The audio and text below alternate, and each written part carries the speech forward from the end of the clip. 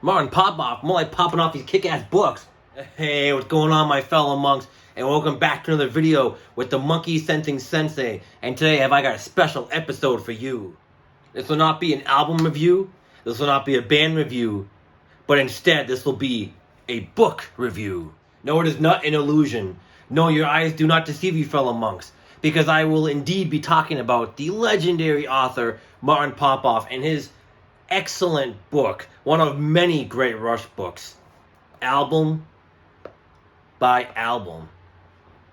And if you do not know who Martin Popoff is, then you do not know music, and you don't know what a great music book can be.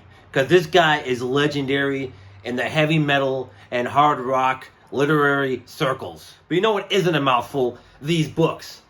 Because you don't eat these books. These are not edible. They are books that you read with your eyes, and then you gain knowledge from the pages within. Martin Popoff, legendary Canadian author, has written over 7,000 books, and this book, Rush album by album, happens to be from the wonderful year of 2017, the year that I myself discovered my Rush fandom. So Martin, if you're watching this, please come on my show. I want to interview you. I want to talk about all things Rush. This is a formal invitation to join the Monkey Sensing Sensei Dojo, and you will truly gain inner peace with me as your Zen master. But all joking aside, guys, his books are incredibly legendary, and out of all the 5 Rush books that I own, this one happens to be my favorite. And before I get into the book itself, guys, I gotta say I love this front cover. Now, I don't remember where this bottom part was, with Neil with his kind of, I don't know how to even describe that, constipated face on the front, but I know that this photo was taken at the Civic Center in Springfield, Massachusetts.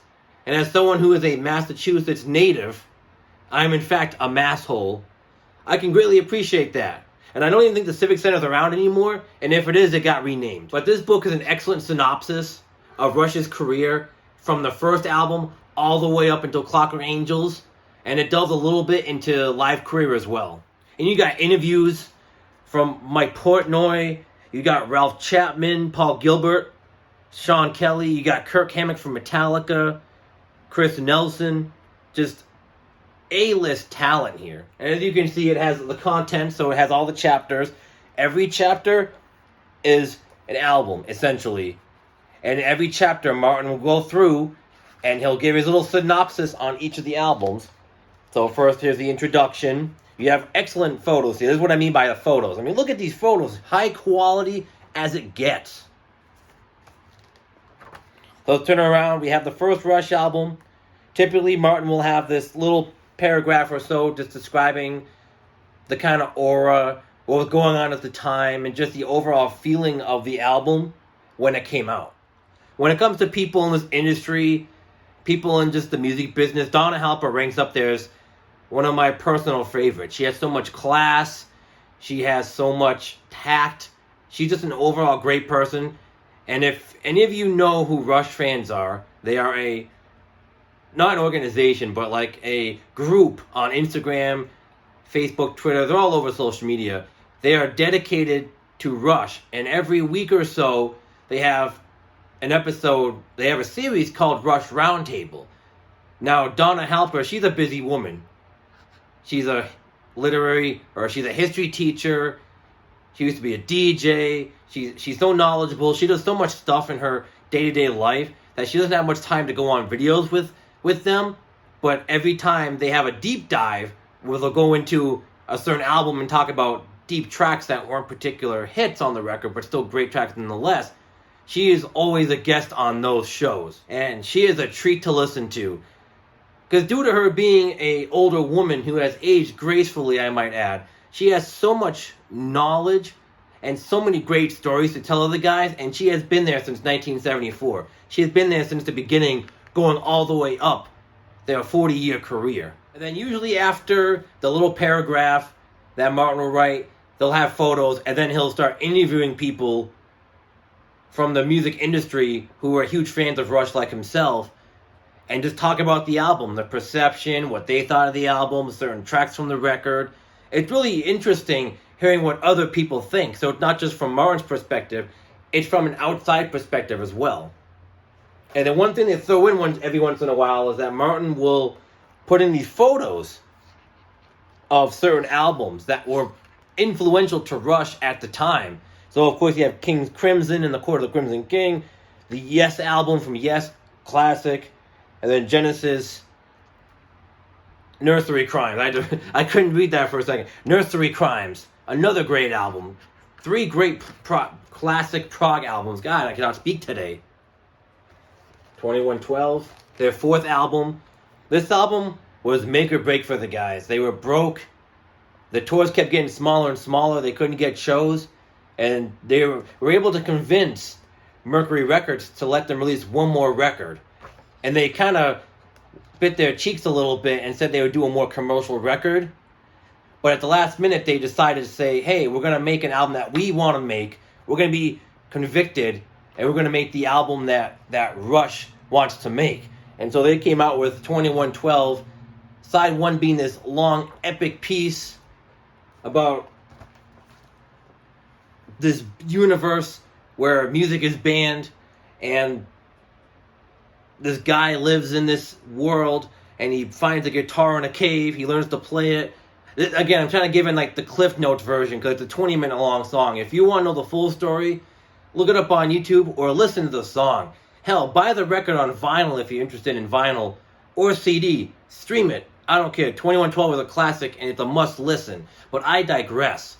This album is just fantastic. Flipping a few more pages, we get to the amazing, excellent Farewell to Kings. This was Rush really taking that literary influence and that classical influence to the next level.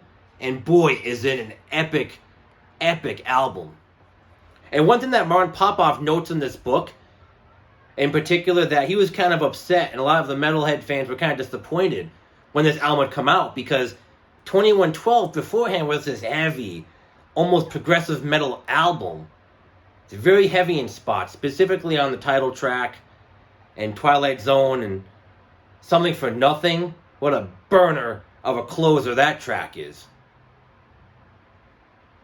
And then you have Farewell to Kings, which opens with this pretty medieval instrumental. In hindsight, it's great, but I can understand where the metalheads would be kind of upset because it's not as heavy. It's not until we get to the last track, Cygnus X1, Book 1, where the progressive metal really makes an epic return. Even some of the deep cuts on here. I love Magical. I love Cinderella Man. Of course, go back to Cygnus X1, one of their heaviest songs and one of their best epics to date. Just an absolutely killer track. Of course, we gotta talk about the classic Hemispheres. I mean, come on. One of the best progressive rock albums of all time. That's saying something coming from these guys who dropped a lot of great progressive rock albums in the early 80s and mid to late 70s. Got the iconic cover there with the naked guy on the one side of the brain, and then on the other brain you have the businessman in the suit. And this album has a whole story that's just way too complicated to get into, but boy, is the music and the lyrics, they totally make up for the somewhat avant-garde story that this title track and long epic creates. And of course, this album finishes off with the amazing La Via Strangiato that has 2, 4, 6, 8, 10, 12 parts to it. It's a 10-minute instrumental. And most of the time, I don't like instrumentals to finish off albums. That's kind of a pet peeve for me. But this album, it's totally okay because it definitely tells its own story. And I love how some of the parts repeat, but at different tempos and registers. Right, moving on to Permanent Waves, one of my personal favorite Rush albums. Probably my favorite, actually. Got Spirit of Radio, Free Will, Jacob's Ladder, Entree New Different Strings, and Natural Science. In my opinion, Rush's last true epic. And one thing I didn't mention, too, is the fact that for the early albums up until Hold Your Fire or Presto, Martin will actually separate the tracks for the vinyl format because that's what was popular back then. So on the vinyl, you have the first 3 songs and the second songs. The second side of songs, I should say. And then on the bottom here, you have who wrote what, who played on what. Again, it's excellent for people like me who like to know this sort of stuff. Great attention to detail. And another reason I love Martin Popoff. If you're a Rush fan, you know what's coming up next. We're about a quarter done with the book or so, and we get to the amazing Moving Pictures. And not only do I love this album, I love the cover, and I love how the tracks are sequenced. It's perfect. And what's also great is this excellent photo of Alex and Getty. And I don't know what Alex is doing, but Getty just looks confused as hell. And I'm all here for it. Moving on to chapter 9, we have the amazing Signals. This is when they start getting into their 80s synthwave period. So let's focus on epics and hard rocking guitars, and more focus on synth-based melodies and shorter song structures. I mean, subdivisions. What a great opener that is. And I love the title too, Signals. They were signaling to Rush fans what they were going to do next. It's like Moving Pictures, kind of a subtle tongue-in-cheek little nod to the fans. And even though Rush weren't doing the big proggy epics anymore, these albums still feel epic because of they still have a little bit of a musical complication to them. They're not totally just drum beats. They didn't go like Fog Hat on You or anything. They didn't go back to self-titled debut or Fly By Night in simplicity. But the songs are shorter, and you still get all of that great musicianship in one song, as opposed to have it being across a 10-minute or 20-minute long song. You get in about 5 to 6, 7 minutes. Go chapter 10, Grace Under Pressure. Probably my favorite from the synth era, just because it is a little bit of a return to the more rockin' sound. Not so much of the early albums, but it's a good mix between the synths and the guitar. Because you have to remember, at this point, it was the mid-'80s. And you literally have 4 people playing synth. Now, this is one of my favorite Rush albums. Just an Early Warning is great. I love the atmosphere of it. And the heavy synths and the keyboards that just... They like drive like nails into a plank of wood. Which I could also say the same for Between the Wheels, which is how dark and heavy that song is. Between the Wheels really showcases that balance between the synths and the guitars, and how they could make it work on this album. And I love it too, because this album has such a great flow to it, like most Rush albums do. But I love going from just an Early Warning to After Image. This is a great 1-2 punch. Red Sector A, what an emotional song that is. It's essentially about people in concentration camps in Nazi Germany during World War II. Boy, it hits you right in the feels, man. It really does. It makes you feel things. I think it's one of the most personal and one of the most heart-wrenching songs, if not the most heart-wrenching songs Rush ever wrote. On the side too, we really get more of that Police influence with the Body Electric, Kid Gloves being the antithesis of the Police and reggae influence. Great song. A lot of the songs on this album have a really cool, bouncy feel to them. Like, you kind of want to just go up and down a little bit. Little groovy, nice reggae groove to it. Those guys really honed that rustic reggae groove on this album. And it just has a good sound because of it. And even the production. At this point, Terry Brown had left. He didn't want Rush to go into a more synthwave direction. They had conflicting ideas about Rush and what music they should be making when they were making Signals. So he had left. He bounced. He was done with it. So they ended up getting, I think, Peter Henderson to produce the album. And man, the production on this album is still fantastic. I love it. And I own the 200-gram copy of this album on vinyl, and it sounds beautiful. I do love this album, but I'm going to have to skip it just because I'm running low on time here. And I don't want to be here for 2 hours. Even though I love this book, I don't want to kill anybody with boredom. But here's Power Windows. Here's the 8 tracks. Still on vinyl. Mid-'80s. Vinyl still big. I think by 85 CDs were starting to come out, but they were still a novelty. They were a luxury.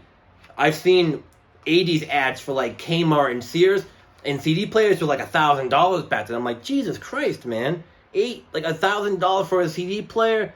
Boy, have times changed. This is actually one of my last vinyl acquisitions that I bought. I got this a couple days ago. Have not listened to it yet. I want to listen to it tonight, and I'll probably do a meditation through vinyl on it at some point in the near future. But by Power Windows and Hold Your Fire, this is where the fans were kind of pissed. They were done with Rush's synthwave era, and they wanted them to go back to a heavier sound.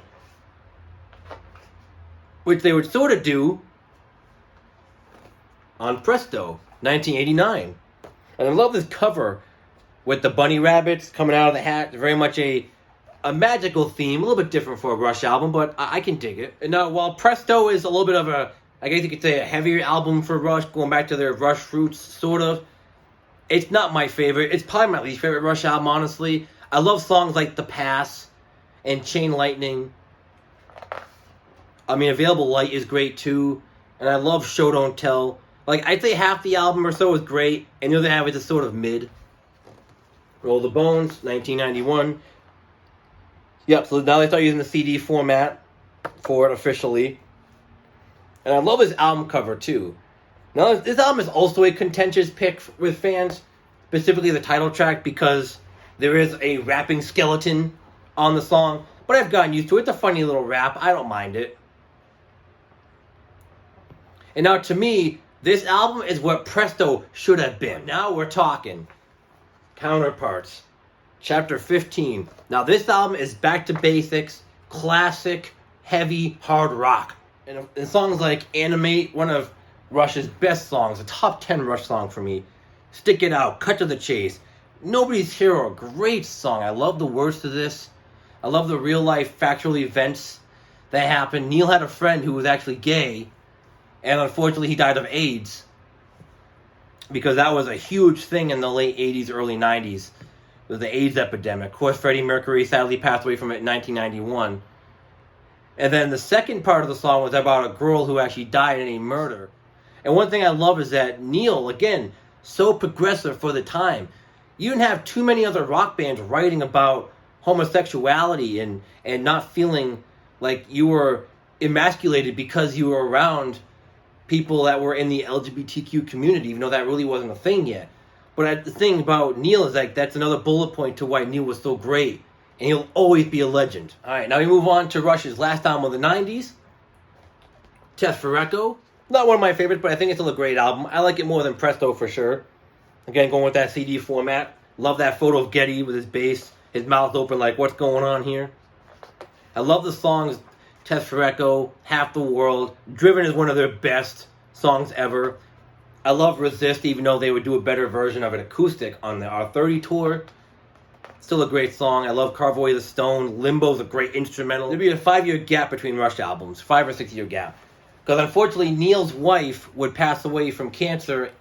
And then 6 months before that, his daughter would pass away in a car accident on her first day, on the way to her first day at college. So, needless to say, Neil had some shit go on in his life. So he had to just mourn his little baby soul. He drove his motorcycle all the way across the country.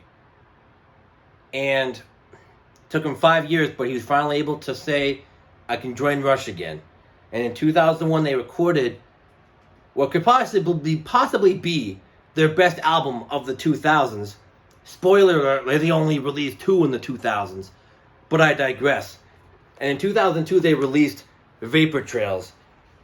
Now, this album is killer. It's a long album. It's their first really long album, being about 1 hour and 6 minutes in length, so almost 70 minutes. But this album definitely deserves its runtime. This album is Rush's most personal record. Neil poured everything he had into these lyrics. And that's one reason why, again, I love Neil. And 2, that's one reason why I love this record so much and why I think the album deserved its length. We'll talk about the next album that I don't think deserves its length. It doesn't deserve the length it has at all. But this album totally deserves its length. From the opening drum beat of One Little Victory, you know you're in for a crazy ride. This is Rush heavy again. They're on fire. Neil's on fire. Just love the lyrics of One Little Victory, taking it day by day. Just being alive is a one little victory. Then Ceiling Unlimited, just living out your dreams. There is no ceiling. Go out and live your dreams. Ghost Rider. This song in particular, I think, is about him just riding on his motorcycle, going across country, going those many, many miles. Stars Look Down. How It Is. Vapor Trail. Secret Touch. Oh my God, Secret Touch is so good. Earthshine, that riff. That's one of the best riffs that Alex has ever written. I love that riff. It's so heavy and great. And then when the drums come in, it's so driving. It's beautiful. Sweet Miracle is amazing. One of the shortest songs in here, actually. Clock in at 3 minutes and 40 seconds. It's the shortest track on here. But it definitely leaves an impression in that 3 minutes and 40 seconds. And you get part 4 of Fear. Just when you thought it was going to end at a trilogy, they make it a quadrilogy. So it's part 4 of Fear. And one thing I love about this song is it's a little bit of a return to that more progressive sound that Rush had in the early 80s. There's multiple parts to it. It ebbs and flows. And I think it's them really going back to the moving pictures and permanent waves style of writing. All right. Chapter 19. We're almost done, guys. Snakes and Arrows. My least favorite out of all the later Rush albums. And I'll tell you why. It doesn't feel like it deserves its length. Now, I really enjoy this album as a whole, but, I mean, you have 3 instrumental tracks on here. One of them is 6 minutes long, and then the other 2 are decently short, but I just feel like there's too many tracks on here, too. Because to me, this album doesn't have the emotional weight that Vapor Trails does. To me, Vapor Trails is like a boat, like a nice soft canoe, and you're just slowly drifting, but you're enjoying the ride. You don't know, you don't feel the time passing, but then you arrive to your destination, and it feels like you're only gone for maybe 10, 20 minutes. With this album, as much as I love a lot of the songs in here, this album I compare to being on a broken boat. There's holes all on the bottom, and you are literally rowing in molasses. It starts off great. I love Far Cry. Armor and Sword is great. Work on the Angels. The Larger Bull is amazing. And I love Spindrift. And I do like the Main Monkey Business, all things considered. And before I get to the next album, I have to say I love these photos from the Time Machine tour. Back in 2010, they did the 2010-2011, they had the Time Machine tour, which essentially was them going back and playing a lot of their hits and a lot of songs from the older albums and taking bits and pieces of songs from other albums and putting them in the set list. I think it's quite cool. They played Presto for the first time live since I think the late 80s, which is quite nice. It's a more heavier rendition of Presto since they're in a more hard rocking stage in their career. And I think it's actually better than the original version, which the production is very tinny. And of course, they played the whole Moving Pictures in its entirety. And if you know Rush, they didn't like playing their albums in their entirety. So Moving Pictures had to be special for that to happen, right? And then the final chapter, literally, Clockwork Angels. Love this record. Oh my god, this album is so good. Even if you're not a Rush fan, I'll go check this album out. It's a great concept. It's especially just how epic it is. To explain it in more of a simpler term, it's essentially about a guy who lives in this steampunky kind of universe, and he wants to go live out his dreams. And the album pretty much chronicles this guy's life, going from sort of a early adult going all the way to an older age. And the songs on here are damn near close to metal sounding. It gets that heavy. Just listen to Caravan and that opening riff and the lyrics and just how booming it is. The bass is so crunching. And the drums, everything is so pounding and crunching. It sounds so good. Some would argue the production's a bit hot on this record, but I think the hot production really served this album well. Because it's powerful, it's punchy. It sounds like a band that's refreshed, and it also sounds like a band that's writing their very last record, and they want to make a great final impression. Drop to Believe, the title track, the Anarchist, the riff on that, Carney's Halo Effect. I love the acoustics on that. And that's one thing I'll give the edge to Snakes and Arrows. That Snakes and Arrows really has a lot of an acoustic influence mixed in with the electric, and that's the one sort of personality trait that it has over Vapor Trails and Snakes and Arrows. And as a side note, if I get to get in touch with the Rush fans, hey Rush fans on Instagram, Twitter, Facebook, I have an idea for a new episode of Rush Roundtable. Last 3 album debate, Vapor Trails, Snakes and Arrows, Clockwork Angels. I'll be on the Clockwork Angels team. Let's get it going. Let's do it. I'm ready and willing. And I love how the album ends too. Wish them well in the garden. And The Garden is such a great song. The Garden is essentially Rush's last song, and it's an excellent ballad. I love the acoustics. I love Geddy singing on it. The lyrics are great. The guitar solo by Alex is great. You can hear a little bit of bass in the background. It's just perfect. And it's a great way to end their career. And you have photos of the Clockwork Angels tour in 2013. Which is pretty cool. I love that concert. More photos.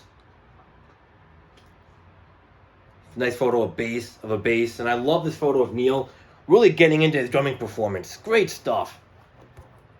I want to know what song he's playing for that. And yeah, basically it goes into the contributors, the interviewers, or the interviewer and the interviewees, I guess, the interviewees, I was actually right. And just kind of goes into all the author bibliography. He's written a lot of books. This probably isn't even all of them. And then has the people from the publishing company and people who got in touch with the certain interviewees. Just great stuff. I love the index. Talks about Martin Popoff. And that's it. That's the end. Now, if I had to have one negative with this book, is that it was written in 2017. So they had already done the R40 tour. Martin Popoff doesn't even really go into the R40 tour on this. I know it's mainly about the albums, but I kind of wish he'd gone to the live albums on this too. Because the book's only about 300-something pages long. No. The book is only 192 pages, actually. I feel like he could have went and did more of the live albums as well.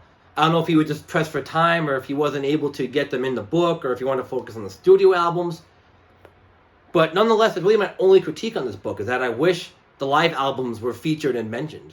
But with all that being said, guys, I hope you enjoyed my little tour, my discussion of this amazing book by the legendary Martin Popoff. If you love this video, please give it a like.